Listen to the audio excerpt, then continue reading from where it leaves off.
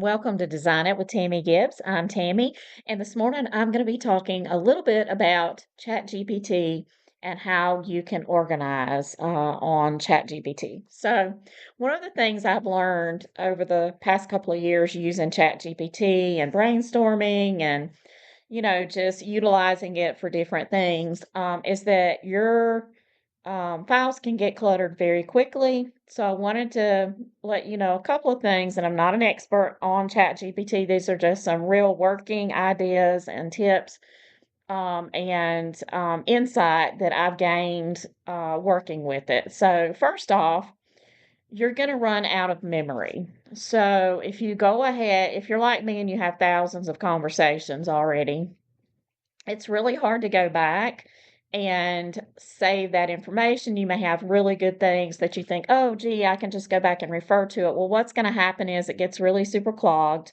The memory gets clogged because ChatGPT is trying to remember every conversation it ever had with you. Um, a while back, around Christmas or January or something, it did like you could ask it and it would go back and tell you what it has basically learned about you based on the conversations you had with it, which is kind of crazy, but it was kind of fun too. So, so what I wanted to do was just kind of help you out, especially if you're just getting started with ChatGPT and you think you might use it for whatever. Go ahead and work on the assumption that each conversation is going to need to be either saved somewhere else. I mean, you can keep them in there, but at some point you're going to face the question of, do you archive those conversations? How can you get them out of the memory so that it can still actually perform while you're actually paying for your pro version? Or your plus version or whatever it is. So anyway, so that's the first thing. Make sure that important conversations, important projects. Did you know that you actually, it was a long, long time. I don't even know how long before I realized that there is actually a projects section here. And kind of what I would suggest is I have gone back in some of my more important projects. I filed under um like a 2025 project. So that's like anything ongoing. And that could be divided up also like 2025 clip art, 2025, whatever, you know, um, I don't know, research, whatever you're doing. YouTube, could all be under like 2025 projects, YouTube, whatever. I haven't really done that yet. I still have some different projects that I'm doing. But anyway, the projects section here is where you can actually, and I'm just going to go in and show you. I haven't done anything with this one. This is a new website. Well, it's something that I already have. I have a website for it. And I'll put the website address down in the description just so you can go if you're really into frugal and saving money. Haven't done as much with it, and I'm fixing to start blowing that out and doing a whole lot more content for the Fun and Frugal Living space. But anyway, so I don't really have a project set up for this yet. But anyway, I will put that in the details. But so this is really cool. You can actually add files, like if you know you're going to want it to reference back to certain things like images or files, you can file them under here and add them. And what it says is chats in this project can access this file content. So any chat that you start under this project, see, you can start a new chat by just talking basically, and then it'll start it, and then you can start a new one or whatever. So but anyway, and then you can also add instructions. So let's just say you're doing clip art in that particular one, then you could actually upload kind of your prompt for clip art, like all the things you expect, like to make sure that when it gives you tags, it does no more than 13, and each one cannot be longer than 13. I mean, than 20 uh, characters. So you could, put this here and then everything under this project. When you go to actually do it, you wouldn't have to retype what you're wanting it to do with it.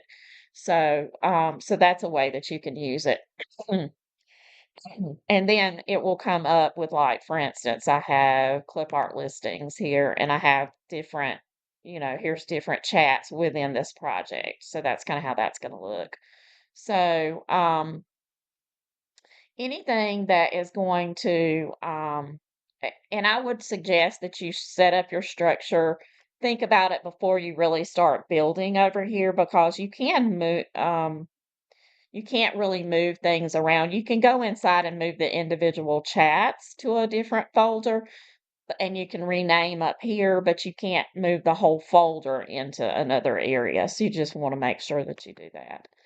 Um, I think that's probably pretty much it. Um, obviously you can, if you can move like from here, I can take and I can add this to a project that I already have. Um, I can rename it, or archive it or delete it. So anyway, just thought I would pop in and give you some pointers because more and more people are finding ways to use ChatGPT. I use it a lot for research.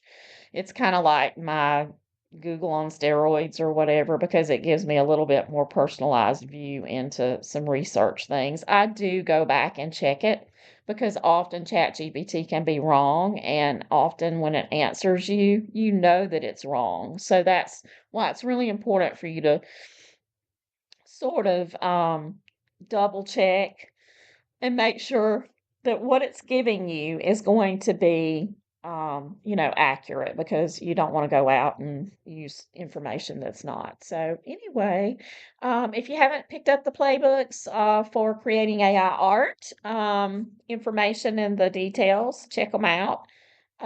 If you haven't bought Artistly yet, that's what I use to create my art with. There's a link to it down in also the description, all my links. So check them all out and be sure and like and subscribe if you haven't. Check out all my old videos. If you are watching and wanting videos on Artistly, I recommend that you start with all of those that say 4, Artistly 4, because that's the newest version. And so it's going to look closer to your interface. And the older ones may not be as applicable now as they were at the time that they were produced. So, like I said, just like and subscribe. Leave me a comment if you'd like. And be sure and go and join my Design It Facebook channel. Facebook group. There's a link to that down in the down in the description as well. I hope you have a great day and happy creating.